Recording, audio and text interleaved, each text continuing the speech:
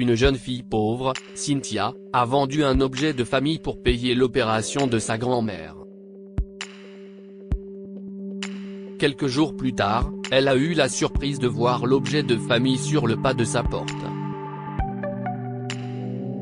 Cynthia a grandi dans un foyer aimant lorsqu'elle était enfant, mais il n'avait pas beaucoup d'argent. Leurs voisins proches, en revanche, étaient de riches propriétaires d'une chaîne d'épicerie locale. Elle jouait toujours avec le fils du voisin, Julien. Cynthia ne le savait pas, mais Julien avait déjà le béguin pour elle à l'époque.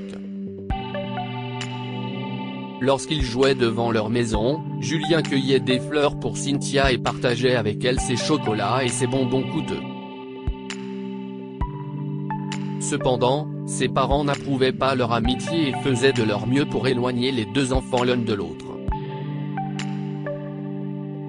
Julien, elle va influencer ta façon d'agir. Tu finiras par être turbulent et puéril, disait sa mère. Tu devrais être à l'intérieur, prendre des leçons de musique et aller à l'entraînement de football au lieu de jouer à des jeux d'enfants dans la cour. Les parents de Cynthia, sentant que les parents de Julien les méprisaient, lui ont également demandé de garder ses distances. Cependant, comme ils allaient tous les deux dans la même école, ils ont fini par rester amis et ont passé leurs années ensemble sans que leurs parents ne le sachent.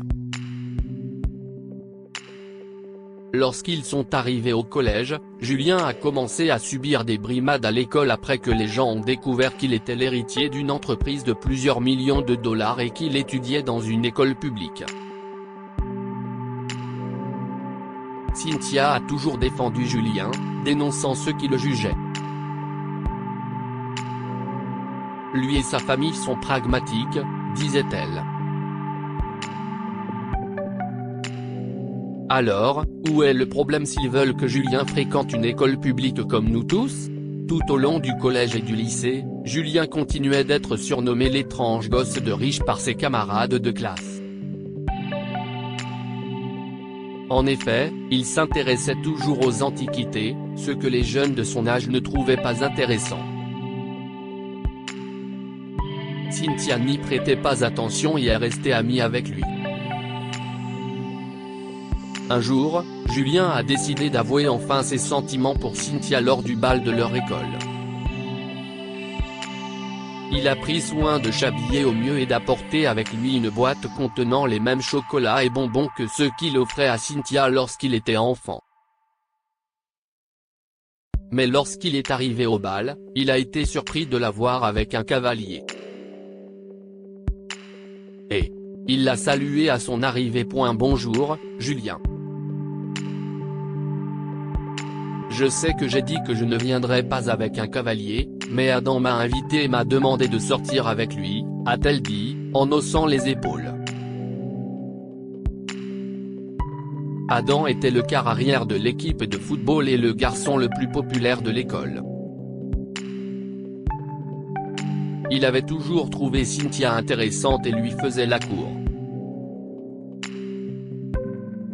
Julien voulait respecter la relation de Cynthia. Bien qu'il ait eu peur qu'Adam lui fasse du mal, il a décidé de laisser tomber et de les observer de loin.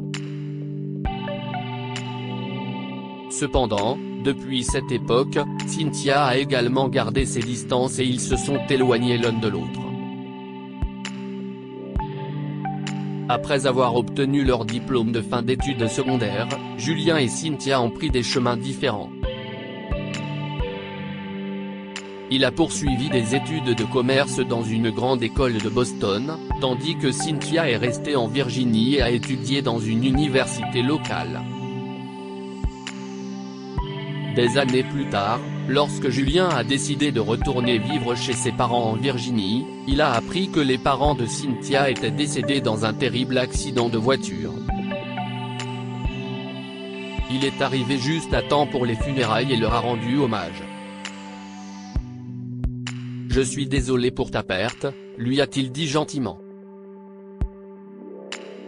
Sur le moment, Cynthia n'a pas pu être consolée et a été dévastée. Elle a pleuré pendant toute la durée des funérailles et Julien l'a soutenue en lui tenant compagnie. Lorsque Cynthia a pu retrouver son calme, elle a enfin salué Julien comme il se doit. Merci d'avoir assisté à l'enterrement, a-t-elle dit doucement. J'apprécie que tu sois venu, a-t-elle dit en souriant. Bien sûr. Tu n'as même pas besoin de le mentionner, a répondu Julien. Comment vas-tu? Que fais-tu maintenant? A-t-il demandé. Je gère un café local. Je suis aussi fiancé, en fait. Avec Adam, a révélé Cynthia en montrant la bague qu'elle portait au doigt. Oh, a dit Julien, surpris. Il est pris au dépourvu et a senti son cœur brisé. Bien que cela fasse des années, il ressentait toujours la même chose et espérait que sa visite en Virginie déclencherait une étincelle entre eux. Félicitations, a-t-il réussi à dire? Où est-il maintenant? Je ne l'ai pas vu ces derniers jours, a demandé Julien.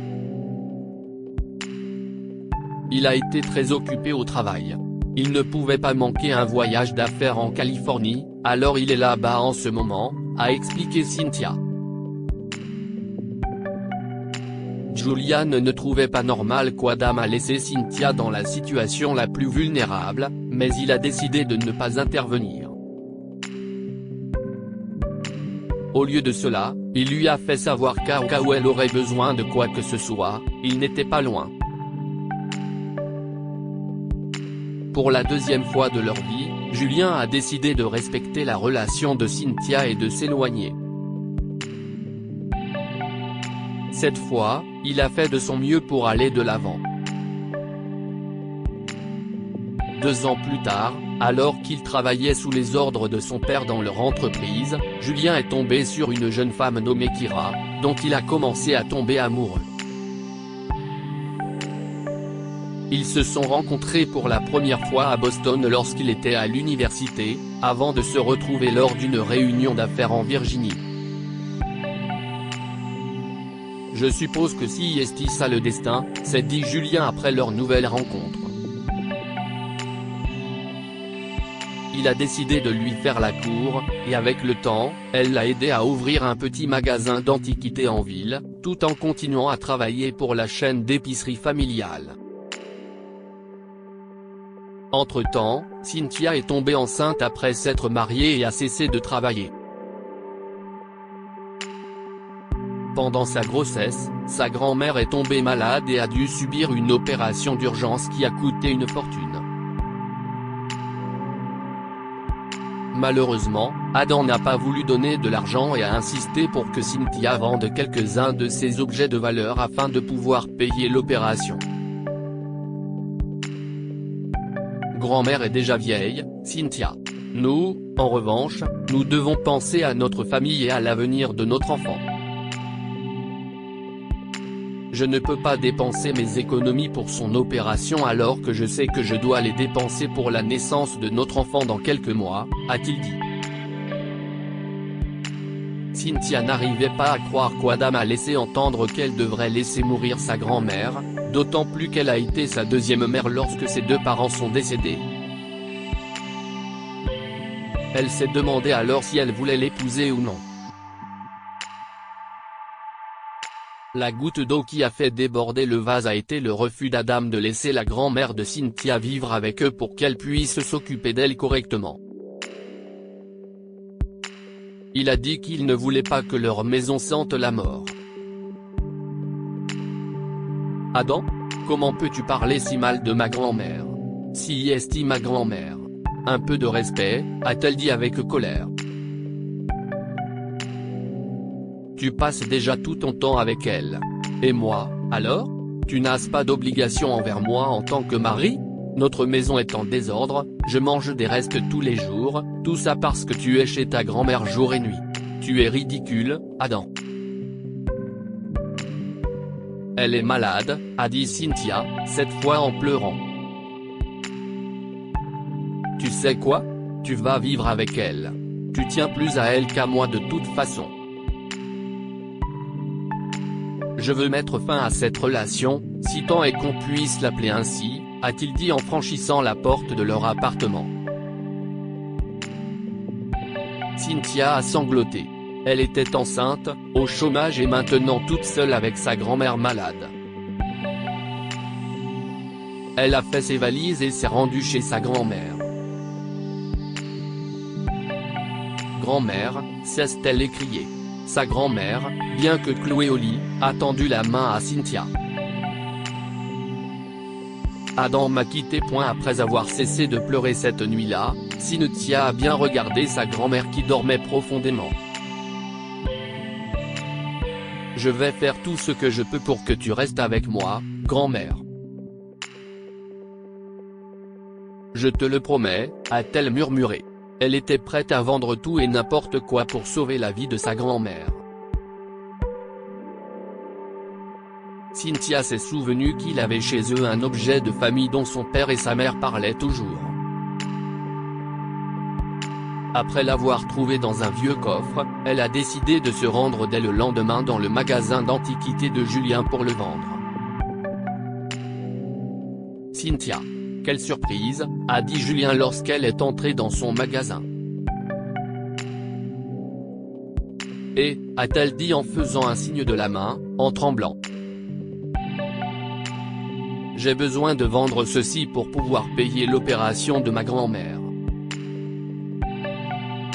Combien penses-tu qu'elle vaut? Lui a-t-elle demandé.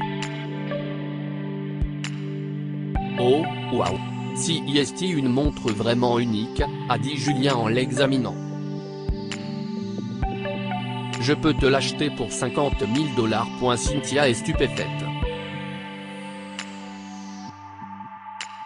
Elle pensait pouvoir obtenir environ 5 000 $ pour la montre, et pas plus.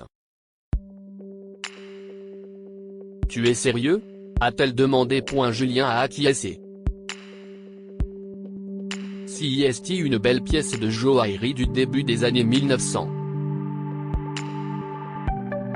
Je peux le vendre à un musée ou à un collectionneur de haut niveau, a-t-il expliqué.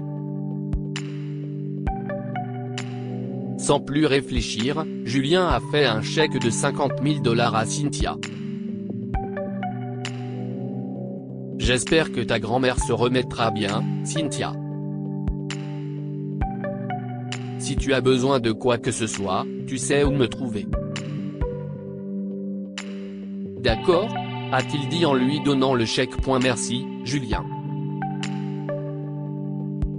Vraiment, merci, a dit Cynthia avant de se précipiter vers la sortie pour emmener sa grand-mère à l'hôpital. Ce que Cynthia ne savait pas, c'est qu'il vivait dans une très petite ville. Julien était au courant de sa situation difficile et du fait qu'Adam l'avait quitté, alors il voulait l'aider autant qu'il le pouvait. Il pensait aussi que c'était peut-être sa chance. Le même jour, Cynthia a pu payer l'opération de sa grand-mère. Elle avait également de l'argent en réserve pour la naissance de son enfant dans quelques mois. Cynthia est restée aux côtés de sa grand-mère pendant quelques jours, le temps qu'elle se rétablisse à l'hôpital. L'opération a été un succès et Cynthia ne pouvait pas être plus heureuse. Lorsqu'elles sont rentrées chez elle, Cynthia est surprise de voir un paquet dans sa boîte aux lettres. Elle l'a ouvert et y a trouvé leur objet de famille, cette fois avec un mot de Julien. Le texte était le suivant: Chère Cynthia, j'espère que l'opération de grand-mère s'est bien passée. J'aimerais te rendre ceci. Il appartient à ta famille, pas à un musée ou à mon magasin d'antiquités. J'aimerais également profiter de cette occasion pour te dire une fois pour toutes qu'au fil des ans, j'ai toujours été amoureux de toi. J'ai toujours pensé que j'avais laissé passer ma chance, mais maintenant que je sais que tu n'es plus avec Adam, je ne veux plus laisser passer ma chance. Je t'aime, Cynthia, et je t'ai toujours aimé. Cynthia est stupéfaite. Elle a essayé de cacher ses sentiments pour Julien depuis leur enfance, car elle a toujours pensé qu'ils n'étaient pas compatibles l'un avec l'autre. Alors qu'elle venait d'une famille pauvre, Julien était riche. Elle pensait que ses parents n'approuveraient jamais leur relation, pourquoi elle l'a toujours traité comme un ami. Mais cette fois-ci, elle a décidé de faire enfin quelque chose pour son propre bonheur. Elle s'est rendue au magasin d'antiquités de Julien pour lui donner une réponse à sa lettre. « Bonjour », lui a-t-elle dit en guise de salut. Elle a posé la même montre de collection sur la table devant lui. « S'il te plaît, Cynthia. Si est la tienne. Garde-la », a insisté Julien en essayant de la rendre. « Non, Julien. Si est la tienne. Je veux que tu l'aies », a-t-elle dit en souriant. « J'ai toujours eu des sentiments pour toi. Tu le savais ?» a-t-elle commencé à dire.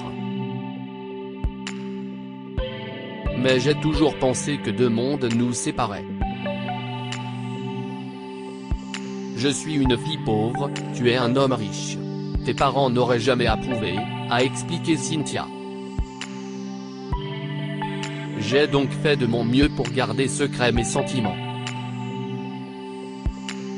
Je t'ai traité comme un bon ami que je ne voulais pas perdre, et d'une certaine manière, si est resté ainsi. Mais maintenant, je suis là, je tente ma chance. Je t'aime, Julien, et pas pour ce que tu as ou ce que nous avons traversé, mais pour ce que tu es. Tu es un être humain formidable et je suis reconnaissante de t'avoir dans ma vie, a-t-elle dit en souriant. Julien n'a pu s'empêcher d'avoir les larmes aux yeux. Il avait attendu ce moment toute sa vie, et il n'arrivait pas à croire qu'il se produisait enfin. Les parents de Julien savaient déjà à quel point leur fils aimait Cynthia, et ils ont compris qu'il aurait tort de le priver de bonheur, aussi ont-ils accueilli Cynthia et son bébé à bras ouverts. Julien a traité la fille de Cynthia comme son propre enfant et, après quelques années, ils ont eu 2 enfants à eux. Ils ont déménagé dans une belle maison où ils ont continué à s'occuper de la grand-mère de Cynthia, qui a vécu une longue et heureuse vie avec eux. Que pouvons-nous apprendre de cette histoire? Il y aura toujours des gens sincères qui voudront vous aider. Au fil des ans, Julien est resté une figure constante dans la vie de Cynthia, qui a toujours voulu l'aider à traverser la vie. Tout le monde a droit à une seconde chance. Cynthia s'est sentie désemparée après qu'Adam l'a quittée alors que sa grand-mère était malade. Cependant, elle a reçu une seconde chance de vivre une vie heureuse et paisible lorsque Julien lui a avoué son amour éternel. Partagez cette histoire avec vos proches. Elle pourrait les inspirer et leur faire plaisir.